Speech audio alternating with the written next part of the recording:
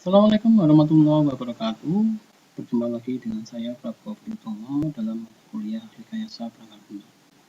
Pada pertemuan kali ini kita akan berfokus pada pembahasan tentang pengantar atau pendalam rekayasa perangkat lunak, di mana dalam materi kali ini kita setidaknya akan memahami dan mengerti apa itu rekayasa perangkat lunak dan kenapa kita penting untuk mempelajari rekayasa perangkat lunak.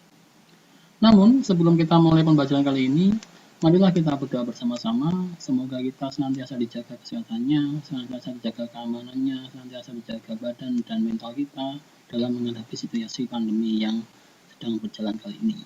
Dan kita berharap semoga pandemi ini segera berakhir sehingga kita dapat menjalani hidup normal sebagaimana biasanya yang dulu. Oke, kita sambung lagi mata kuliahnya. Di sini saya mengharapkan kalian dengan mata kuliah kali ini, kalian akan mengerti dan memahami tentang pentingnya rekayasa perangkat lunak. Indikator yang ingin saya capai dalam pembelajaran kali ini adalah tentang pengertian dan pemahaman tentang definisi dari rekayasa perangkat lunak, ruang lingkupnya, dan materi-materi yang perlu dipahami dalam rekayasa perangkat lunak. Rekayasa perangkat lunak, untuk kita singkat saja dengan RPL, merupakan sebuah ilmu yang dia mempelajari tentang perangkat lunak, di mana perangkat lunak ini sering kita pakai dalam kehidupan sehari-hari. Perangkat lunak ini biasanya sudah tertanam atau diinstalkan jadi satu dengan perangkat-perangkat keras yang bisa kita gunakan, seperti handphone atau mungkin juga seperti mesin ATM, sebagaimana dicontohkan pada gambar di slide ini. Handphone tanpa adanya software atau tanpa adanya perangkat lunak di dalamnya, maka dia hanya menjadi sebuah perangkat keras biasa yang tidak ada fungsinya. Namun dengan adanya software di dalamnya, kita dapat menggunakan handphone sesuai dengan kebutuhan kita sehari-hari, sesuai dengan apa yang kita inginkan melalui handphone tersebut. Mirip dengan mesin ATM, ketika dia tidak ada perangkat lunak di dalamnya, dia tidak dapat digunakan untuk menjalankan fungsinya secara sebenarnya. Di mana fungsi mesin ATM tersebut biasa kita gunakan untuk mengambil uang, transfer, dan sebagainya. Tanpa adanya software, maka mesin ATM tidak dapat menjalankan fungsi-fungsi tersebut. Secara tidak langsung, ini menggambarkan bahwa software atau perangkat lunak sangat diperlukan atau penting dalam kehidupan modern saat ini. Inilah yang menjadi salah satu alasan kenapa kita penting untuk mempelajari RPL atau rekayasa perangkat lunak. Di samping itu, dengan mempelajari RPL, kita akan tahu tentang metode atau teknik tentang pembuatan atau pengembangan perangkat lunak, di mana dengan metode dan teknik tersebut kita akan membuat atau mengembangkan sebuah perangkat lunak secara lebih efisien, lebih efektif, dan juga lebih murah.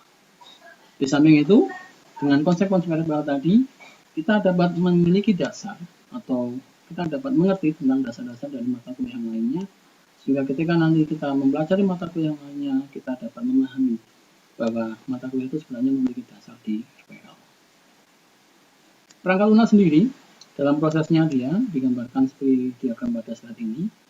Dia memiliki beberapa proses, di mana proses itu saling berkesinambungan atau saling berhubungan antara satu dengan yang lainnya. Dimulai dari proses praproduksi, proses pengembangan, pasca produksi, dan proses engineering yang saling berkesinambungan dan juga saling berhubungan antara satu dengan yang lainnya dalam bentuk siklus. Inilah yang menjadi dasar bagi kita untuk mengatakan bahwa RPL merupakan sesuatu yang penting untuk kita pelajari dalam dunia perangkat lunak atau pengembangan dan pembuatannya.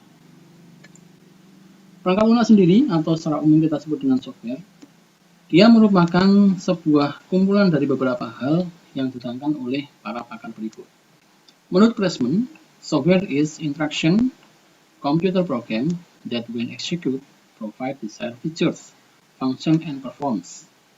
Data structures that enable the program to adequately manipulate information and describe information in both hard copy and virtual form that describe the operation and use of the programs. Secara tersirat di sini, Pressman menjelaskan bahwa software merupakan program komputer yang dia mengeksekusi sesuatu sesuai dengan features, fungsi, dan performa yang diinginkan. Yang dia memanipulasi sesuai dengan data yang terstruktur guna menghasilkan sebuah informasi, baik itu berupa hard copy atau berupa cetak informasinya, atau disajikan dalam bentuk virtual. Sedangkan menurut Summerville menjelaskan bahwa software adalah sebuah program komputer dan juga sebuah dokumen yang terasosiasi atau terkumpulkan. Di mana software sendiri merupakan sesuatu yang diproduksi sesuai dengan permintaan customer atau particular customer, atau sesuai dengan kebutuhan pasar secara umum. Sedangkan menurut Bjorner, software sendiri dipahami sebagai sebuah kode di mana dia basicnya berada di dalam komputer yang dia digunakan untuk membuat sebuah dokumen atau beberapa dokumen. Dalam Wikipedia sendiri, software dijelaskan secara umum sebagai sebuah program komputer di mana dia terdiri dari beberapa prosedur atau function dan dia terdiri dari beberapa dokumen yang di-apply atau dijalankan dalam sebuah sistem komputer. Ini adalah pengertian-pengertian software atau perangkat lunak sesuai dengan para ahli dan sesuai dengan yang tersirat di dalam Wikipedia. Jadi kita sendiri dapat menyimpulkan bahwa software merupakan dia program komputer yang dia menjalankan instruksi-instruksi sesuai dengan perintah, di mana perintah-perintah itu didasarkan pada susunan logika, di mana logika-logika ini diolah oleh sebuah perangkat lunak beserta dengan program-programnya beserta dengan data-data yang mengikutinya. Sehingga dengan pengolahan seperti ini, software dapat menghasilkan sebuah informasi atau dokumen yang diinginkan oleh konsumen atau kita. Gambarannya seperti ini, di mana dia perangkat lunak, dia terdiri dari program komputer di sini yang berisi dengan instruksi, berisi dengan prosedur, di mana dia berisi dengan perintah-perintahnya, dan juga dokumentasi atau data-datanya, di mana semua ini diolah untuk menghasilkan sebuah informasi atau dokumen yang diinginkan oleh konsumen. Jenis-jenis software-nya, jenis-jenis software itu terdapat beberapa jenis, tapi yang paling spesifik dia dijelaskan dalam bentuk dua jenis, yaitu tentang generic software dan juga customized software. Generic software sendiri merupakan perangkat lunak yang secara massal dijual ke publik atau spesifikasinya sama, seperti contohnya Microsoft Office dan jenisnya, di mana dia memiliki spek yang sama antara satu komputer dengan komputer yang lainnya. Sedangkan customized software merupakan sebuah perangkat lunak yang dibuat secara khusus sesuai dengan permintaan konsumen, di mana perangkat lunak ini dibuat secara khusus sesuai dengan apa yang diinginkan, sesuai dengan apa yang dibutuhkan oleh konsumen tersebut. Selain jenis-jenis tentang software tadi, software juga dibagi dalam beberapa bentuk kategori, di mana kategori-kategori ini membagi software dalam bentuk-bentuk sesuai dengan fungsi-fungsi atau sesuai dengan peruntukannya dalam penggunaannya ke depannya. Contoh dari kategori software adalah tentang satu sistem software dia. Sistem software merupakan sebuah perangkat lunak yang dia menggunakan sumber daya dan manajemen proses yang kompleks, di mana dia menggunakan struktur data yang kompleks dalam hubungannya dengan perangkat keras. Biasanya sistem software di sini merupakan software-software yang sifatnya basic atau software-software yang sifatnya dia digunakan dalam perangkat keras. Contohnya adalah operating system atau driver atau mungkin tentang networking. Selanjutnya ada application software. Application software di sini merupakan sebuah perangkat lunak yang dia digunakan atau embedded diinstalkan dalam sebuah sistem software, di mana application software ini merupakan sesuatu yang sering kita gunakan untuk memproses atau mengambil keputusan sesuai dengan pengolahan data yang kita inginkan. Selanjutnya ada engineering atau scientific software, di mana ini merupakan software yang dibuat khusus sesuai dengan bidang ilmiah yang ingin dipelajari. Biasanya digunakan oleh lembaga-lembaga khusus untuk melakukan pemantauan-pemantauan tertentu, seperti hanya gempa bumi atau mungkin kegiatan vulkanologi di Gunung Merapi. Kemudian ada namanya embedded software. Embedded software di sini merupakan software yang dia disematkan atau ditanamkan pada perangkat keras, di mana embedded software ini dia fungsinya dibatasi sesuai dengan fungsi perangkat keras yang ditanami atau perangkat keras yang digunakan. Contohnya seperti software yang ada di dalam dashboard mobil, di mana software ini dia hanya memiliki fungsi khusus atau tertentu, seperti hanya untuk memutar musik saja, atau mungkin untuk kontrol bahan bakar, atau untuk tampilan dashboard atau sistem pengiriman dalam kendaraan. Selanjutnya ada product line. Product line software di sini dia mirip dengan application, namun dia dibuat secara khusus sesuai dengan bidang keahlian yang diinginkan. Contohnya seperti spreadsheet atau Excel, atau mungkin sistem pengolahan kata, atau mungkin juga tentang software pengendalian inventaris. Selanjutnya ada web application.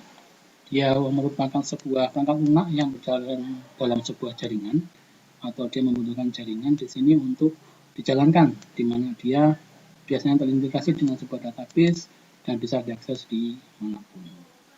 Terakhir ada AI atau Artificial Intelligence, di mana dia merupakan perangkat lunak yang dia menggunakan algoritma untuk memecahkan masalah-masalah tertentu yang tidak bisa dilakukan secara langsung. Dia biasanya membutuhkan sebuah komputasi tingkat tinggi, sebuah analisa, di mana aplikasi ini akan mengolah data, mengolah sebuah permasalahan menggunakan algoritma-algoritma sehingga ditemukan sebuah solusi yang sifatnya kompleks.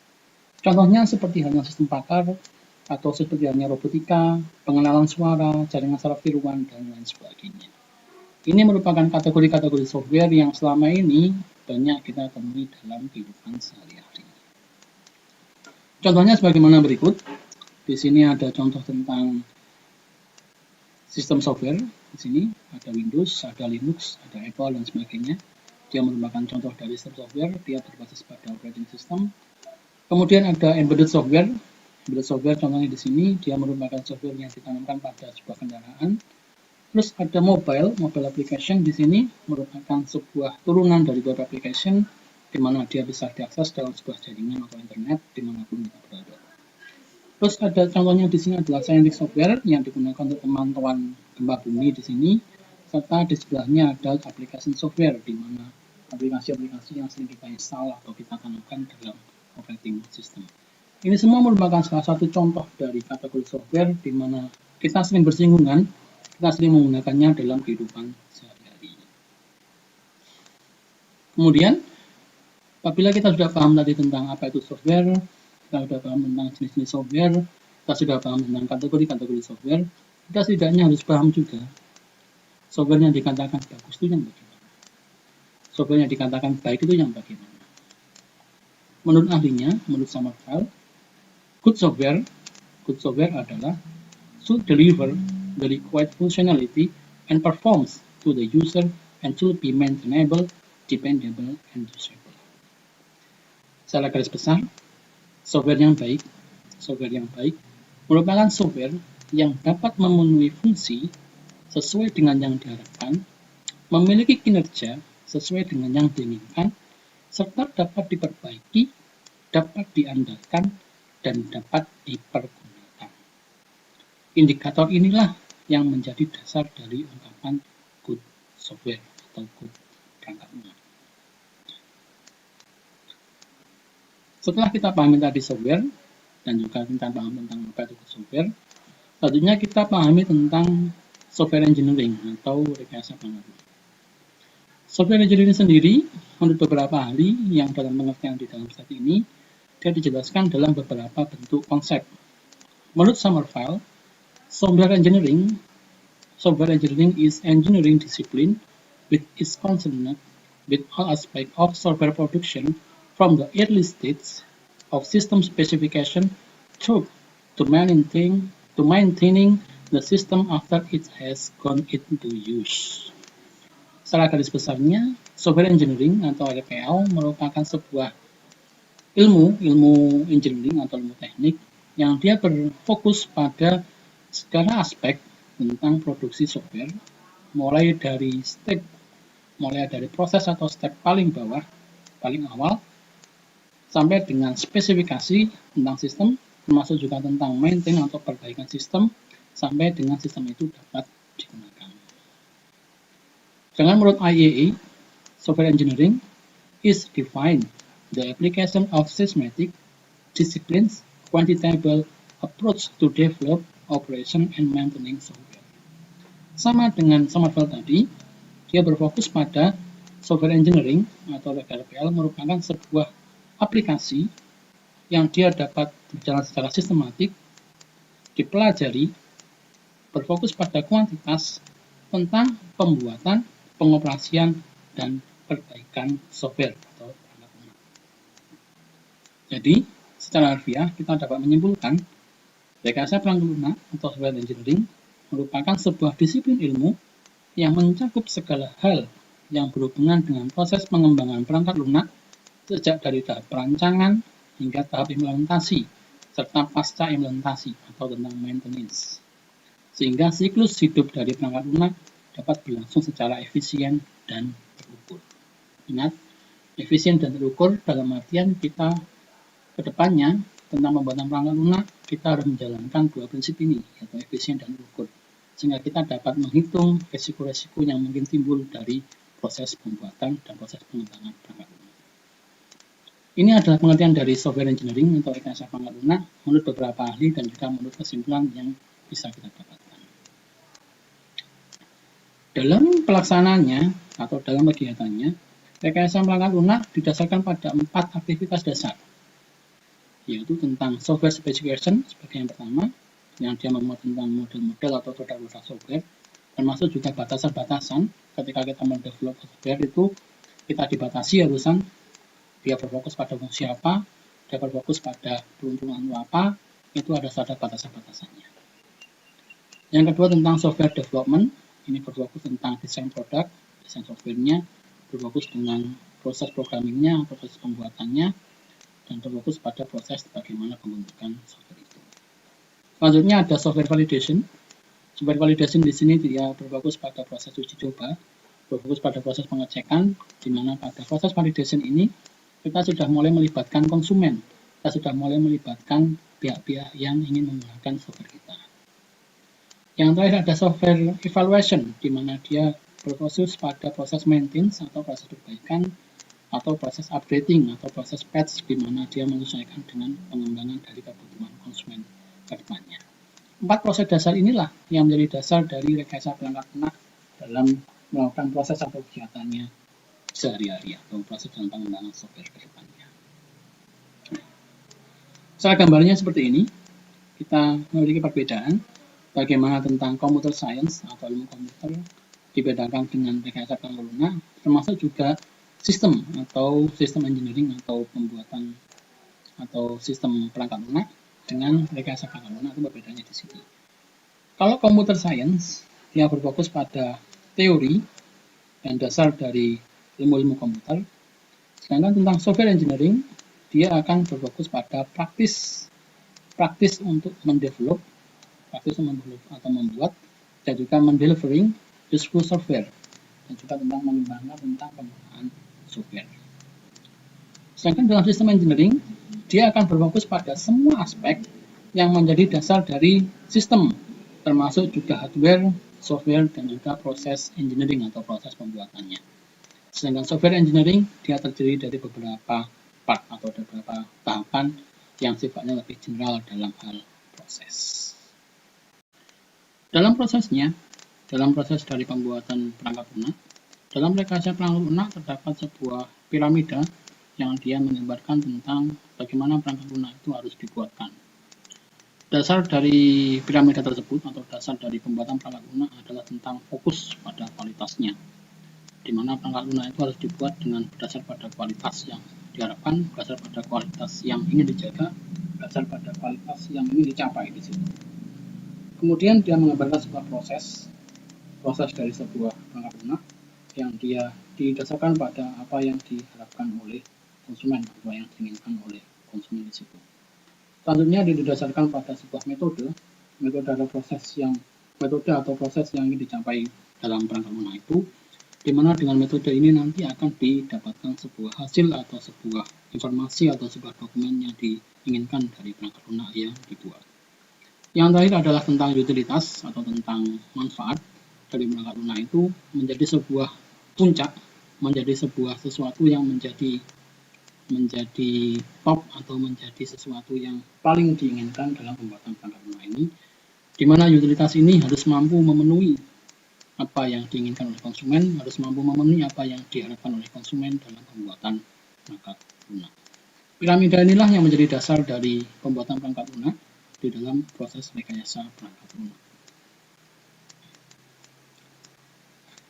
Dalam pembuatan perangkat lunak, ada beberapa karakter yang harus dipenuhi, di mana karakter-karakter produk ini dia menjadi dasar atau menjadi elemen-elemen yang harus dipenuhi dalam perangkat lunak yang dibuat. Yang pertama adalah tentang pemeliharaan, di mana perangkat lunak ini harus didesain sedemikian rupa, sehingga dalam pengembangannya dia dapat dilakukan pemeliharaan secara terus-menerus terhadap kebutuhan atau dapat berkembang sesuai dengan kebutuhan pelanggannya. Yang kedua, dia memiliki karakter tentang ketergantungan dan juga keamanan, di mana ketergantungan ini mencakup tentang keandalan dari perangkat lunak, mencakup tentang keamanan perangkat lunak, dan mencakup tentang keselamatan perangkat lunak ketika digunakan oleh konsumen. di mana perangkat lunak ini diharapkan dia tidak menyebabkan kerusakan fisik pada perangkat yang dimiliki oleh konsumen dan juga tidak menyebabkan kerusakan ekonomi apabila terjadi kegagalan sistem yang dilakukan oleh konsumen ketika menggunakannya. Selanjutnya ada proses efisiensi, di mana efisiensi di sini mengharapkan adanya tidak ada proses-proses yang boros pada penggunaan perangkat lunak, tidak ada proses-proses yang mengganggu dalam penggunaan perangkat lunak, dan juga tidak ada proses-proses yang menyebabkan dia delay atau daya waktu penggunaannya yang lama dengan menggunakan perangkat lunak ini. Yang terakhir adalah kemampuan dari perangkat lunak ini untuk diterima ketika dia digunakan, dia harus mampu diterima atau compatible dengan sistem-sistem yang lain yang mungkin sudah diinstal atau sudah digunakan oleh konsumen seperti itu. Karakter-karakter inilah yang minimal nanti harus dipenuhi ketika proses produksi, proses pengembangan sebuah perangkat lunak.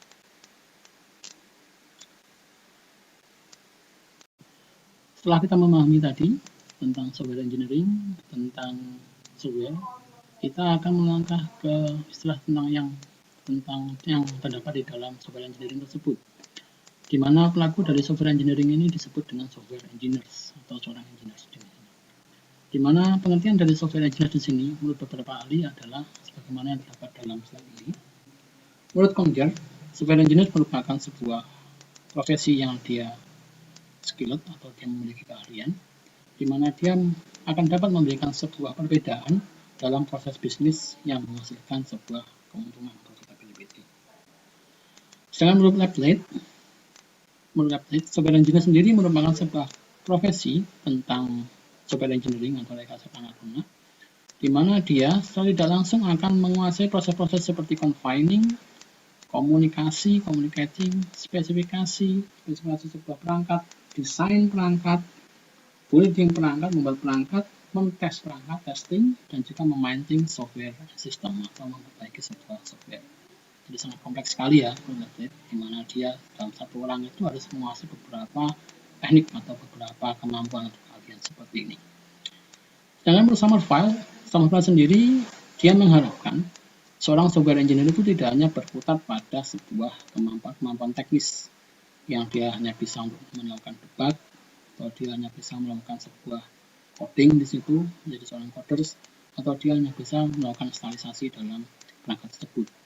Tapi menurut Summerville sendiri, seorang software engineer di sini dia diharapkan merupakan seseorang yang mampu melakukan proses analisa, melakukan proses pemahaman atau memecahan masalah dari sebuah permasalahan yang dibawa oleh konsumen, hingga dia melakukan proses pemeliharaan dari perangkat lunak yang merupakan solusi dari permasalahan di konsumen tadi secara tepat dan juga terarah. Jadi dia harus paham ketika dia konsumen datang, dia menganalisa permasalahan konsumen, dia memahami permasalahan konsumen, dia memecahkan permasalahan konsumen, dia mengembangkan sebuah perangkat lunak yang menjadi pemecahan masalah dari konsumen tadi, termasuk dia melakukan proses instalisasi dan melakukan proses pemeliharaan dari perangkat lunak yang dilakukan pemecahan masalah tadi secara tepat dan juga terarah. Dari pengertian yang disampaikan oleh para ahli ini, secara tidak langsung kita dapat menyimpulkan bahwa seorang software engineer merupakan sebuah profesi yang dia setidaknya mampu mengembangkan perangkat lunak dari semua siklus yang harus dilalui sehingga dapat membuat atau menghasilkan perangkat lunak yang secara tidak langsung memberikan keuntungan secara bisnis dan juga memiliki proses yang efisien. Jadi software engineer merupakan seorang yang kompleks di sini, seorang yang memiliki keahlian yang komplit, di mana dia harus memahami semua siklus hidup dari perangkat lunak, sehingga dia dapat menghasilkan sebuah perangkat lunak yang secara tidak langsung akan menguntungkan dalam proses bisnis dan juga efisien dalam proses pembuatan atau pengembangannya. Software engineering sendiri, di mana dia memiliki sebuah kode etik yang harus dipatuhi dan juga ditaati, di mana ini sudah ditetapkan oleh IEEE atau institusi yang mengatur tentang dunia perkomputeran di dunia. Yang pertama, seorang software engineering harus dia memiliki pribadi yang confidentiality, di mana dia mampu merasa menjaga kerahasiaan, baik kerahasiaan tentang dirinya sendiri atau mungkin kerahasiaan tentang klien yang sedang dia klien. Termasuk juga kerahasiaan tentang perjanjian-perjanjian yang mungkin dibuat antara dia dengan kliennya, termasuk juga perjanjian mana ditandatangani, mana yang harus dilaporkan dalam bentuk hukum dan sebagainya. Yang kedua, dia harus menjadi seorang pribadi yang kompeten, di mana dalam pribadi ini dia hanya berkata sesuai dengan atau hanya melakukan tindakan sesuai dengan kemampuan atau sesuai dengan keilmuan yang dimilikinya. Yang ketiga, intellectual property right, di mana dia harus menjadi pribadi yang mampu menghormati, mampu menjaga tentang copyright atau hak cipta yang diatur pada perundang-undangan yang ada. Yang terakhir adalah dia harus peka terhadap isu-isu perkembangan teknologi yang sedang berkembang saat ini. Inilah kode etik atau inilah etika yang sewajarnya atau seharusnya dijaga oleh seorang software engineering, di mana dia dalam melakukan pekerjaannya, di mana dia dalam melakukan kegiatannya sehari-hari, dia menjaga tentang 4 hal ini, di mana dia menjaga kerahasiaan, dia memiliki kompetensi, dia menjaga tentang proses-proses hak cipta atau proses-proses yang tidak melanggar hukum, termasuk juga dia peka terhadap perkembangan teknologi yang ada. Dalam perkembangannya, RPL atau Software Engineering dia memiliki beberapa domain atau beberapa ruang lingkup yang diatur, di mana ruang lingkup ini dia akan memetakan proses pekerjaan dalam rekayasa perangkat lunak. Yang pertama adalah tentang domain engineering, di mana di sini dia akan memunculkan permasalahan ketika perangkat lunak itu baru dibuat. Yang kedua, tentang domain adalah requirement engineering, di mana dalam proses ini dia akan dilakukan proses pemecahan masalah, termasuk juga proses penganalisan kebutuhan-kebutuhan yang perlu diperlukan dalam proses pembuatan software ke depannya. Yang ketiga ada ruang lingkup tentang software design, di mana di sini kita harus memahami dan mengimplementasikan dari proses perancangan perangkat lunak, termasuk dengan proses-proses di mana kita harus memahami bagaimana seorang manusia atau seorang konsumen itu berinteraksi dengan komputer, termasuk juga nanti kita membayangkan bagaimana konsumen itu berinteraksi dengan perangkat lunak yang kita buat. Yang keempat adalah proses development, di mana dalam proses ini nanti kita akan berkaitan dengan algoritma, berkaitan dengan bahasa pemrograman, berkaitan dengan teknik-teknik dan sebagainya dalam proses pembuatan atau pengembangan perangkat lunak. Kemudian ada proses operation. Proses operation di sini meliputi proses-proses seperti testing, meliputi proses-proses tentang bagaimana implementasi, bagaimana tentang pelatihan, bagaimana tentang perbaikan pasar produk dan sebagainya. Ini berlaku dalam proses operation di sini. Yang terakhir adalah tentang maintenance, di mana maintenance ini merupakan sebuah tahapan akhir yang tidak bisa disepelekan, di mana dalam proses maintenance ini kita melakukan pemeliharaan, kita melakukan perbaikan dari mungkin kesalahan-kesalahan yang ditimbulkan oleh perangkat lunak kita.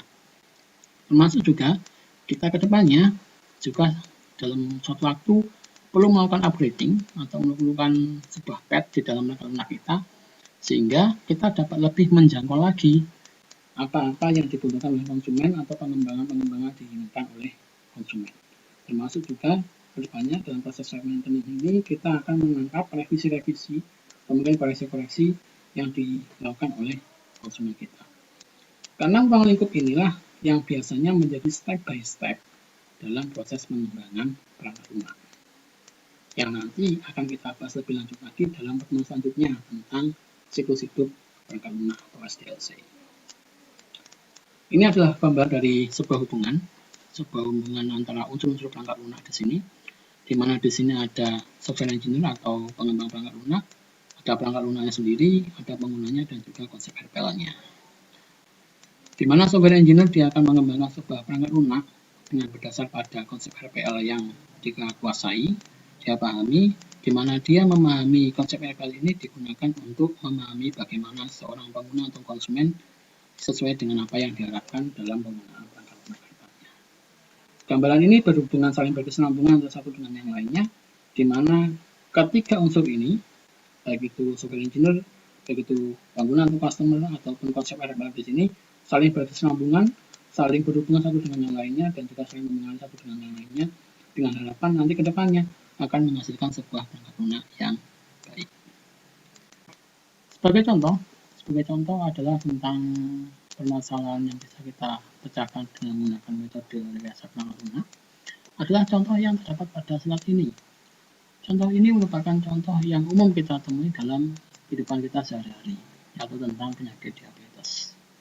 Di mana penderita penyakit diabetes ini dia memerlukan sebuah suntikan atau sebuah hormon yang dia harus suntikan setiap hari ke dalam tubuhnya yang bernama insulin, yang digunakan untuk mengatur metabolisme gula darah di dalam darahnya, di mana hormon insulin ini harus disuntikan secara rutin atau setiap hari oleh penderita diabetes sehingga darahnya dapat diukur metabolisme kadar gulanya. Namun yang jadi masalah di sini adalah kadang penderita diabetes akan bingung dosis dari suntikan insulin yang diberikan itu seberapa banyak sih atau seberapa sedikit sih sesuai dengan kondisi badannya pada saat itu. Hal inilah yang dapat kita pecahkan menggunakan metode rekayasa perangkat lunak. Dalam prosesnya kita akan menemui proses seperti ini, di mana perangkat lunak itu dia akan membutuhkan sebuah sensor yang digunakan untuk membaca tentang darah kita, di mana sensor itu nanti akan menganalisa sehingga didapatkan sebuah gambaran tentang kadar gula darah penderita pada saat itu. Kemudian perangkat lunak itu dia akan memproses sesuai dengan kadar gula darah tadi sehingga didapatkan sebuah dosis insulin yang dia dapat sesuaikan dengan gula darah tadi atau kadar gula darah tadi. Kemudian dia akan memerintahkan perangkat lunak tadi kepada sebuah pom atau sebuah pompa dari perangkat lunak tadi atau dari perangkat kas tadi, yang dia akan menyuntikkan atau memumpalkan insulin tadi ke dalam tubuh penderita sesuai dengan dosis yang sudah ditentukan tadi, sehingga akan didapatkan sebuah dosis suntikan insulin yang tepat sesuai dengan kondisi gula darah pada saat itu. Itulah perangkat lunak yang ditujukan untuk dibuat sesuai dengan kasus tentang penderita diabetes tadi. Dan mungkin kita nanti ke depannya akan menemui beberapa kasus yang sama atau beberapa kasus yang mungkin berbeda sesuai dengan apa yang kita temui dalam kehidupan sehari-hari, yang mungkin dapat kita pecahkan dengan menggunakan sebuah metode rekayasa perangkat lunak di sini. Oke, ini merupakan rujukan atau merupakan buku-buku yang saya gunakan sebagai dasar dalam pembuatan materi ini, dan juga saya harapkan kalian memahami atau minimal mendownload tentang buku-buku ini. Demikian mata kuliah kita pada hari ini, demikian juga pertemuan kita pada hari ini. Saya harapkan kalian senantiasa baik-baik saja, senantiasa menjaga dirinya, terutama dalam kondisi pandemi saat ini. Dan marilah kita sama-sama berdoa, semoga kondisi pandemi ini cepat berakhir. Mari kita akhiri dengan berdoa bersama-sama, dan saya akhiri pembacaan kali ini. Wassalamualaikum warahmatullahi wabarakatuh.